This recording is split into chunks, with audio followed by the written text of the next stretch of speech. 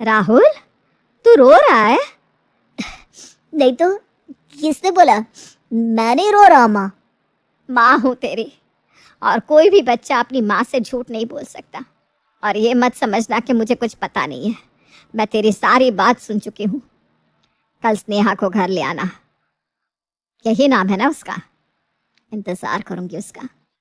अपनी माँ के मुंह से स्नेहा की बात सुनकर राहुल के चेहरे पर एक प्यारी सी मुस्कान आ जाती है और उसके चेहरे पर मुस्कान देख उसकी माँ उसके गालों पर हाथ रखती है और मुस्कुराते हुए कहती है, जब मेरा बेटा मेरे लिए अपने प्यार को छोड़ सकता है, अपनी खुशी छोड़ सकता है, तो मैं अपने बेटे के लिए अपनी जिद क्यों नहीं छोड़ सकती? थैंक यू माँ, थैंक यू सो मच। अब राहुल बिना कोई देरी किए अगले ही दिन स्नेहा को अपने घर ले आता है अपनी माँ से मिलवाने के लिए। स्नेहा का नेचर और उसका प्यार भरा स्नेह देखकर सविता को स्नेहा बहुत अच्छी लगती है और वो शादी के लिए मान जाती है। देखते ही देखते बहुत जल्द स्नेहा और राहुल की शादी हो जाती है। शादी के बाद स्नेहा अपने घर की जिम्मेदारी तो संभाल लेती है, लेकिन अगर वो किसी चीज में रह जाती है तो वो था खाना बनाना। जी हाँ, स्नेहा को खाना बनाना नहीं आता था। ऐसे ही एक दिन सविता स्नेहा को अपने पास बुलाती है और उससे कहती है, स्नेहा, बहुत समय हो गया, घर में कुछ अच्छा नहीं बना, इसलिए मैं सोच रही हूँ क्यों ना आज हम घर में कुछ बढ़िया सा बना लें।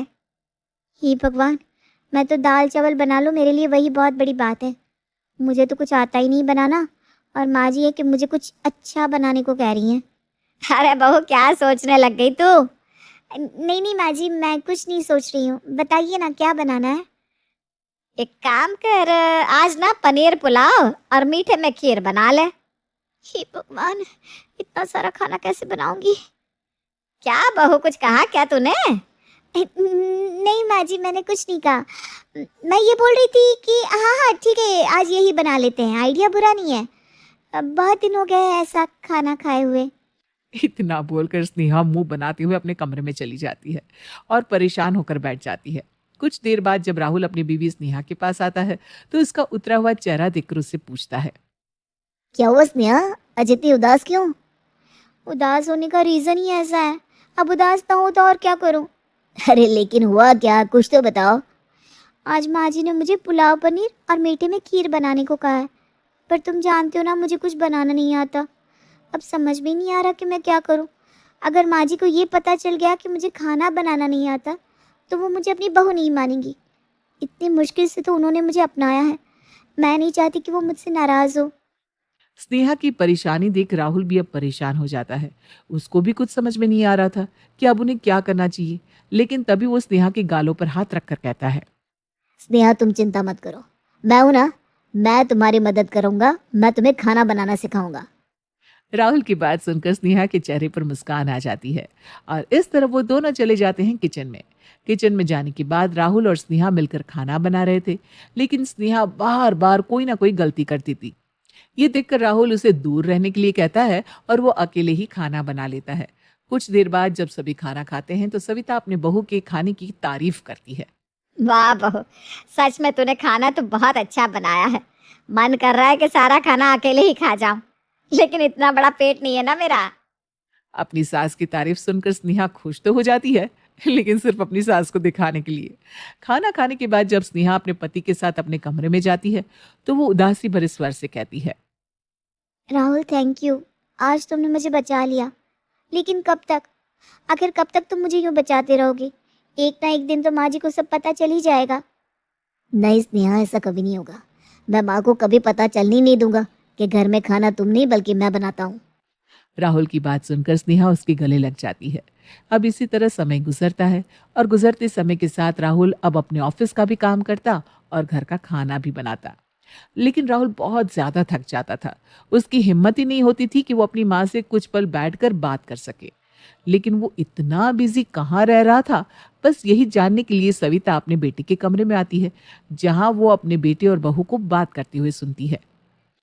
राहुल, इस तरह तो तुम बीमार हो जाओगे।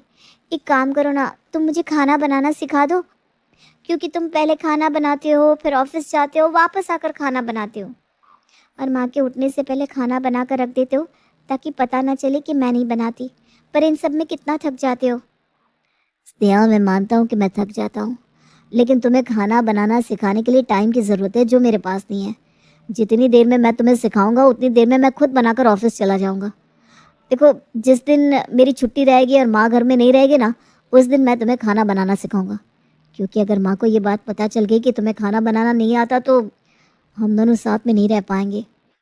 राहुल की ऐसी बात सुनकर सविता को बहुत दुख होता है और दुखी होकर राहुल की बात काटते हुए कहती है, राहुल, तुझे ऐसा लगता है कि अगर मुझे सच पता चला तो मैं तुम दोनों के रिश्ते को तोड़ दूंगी, मैं बहू को इस घर से निकाल दूंगी?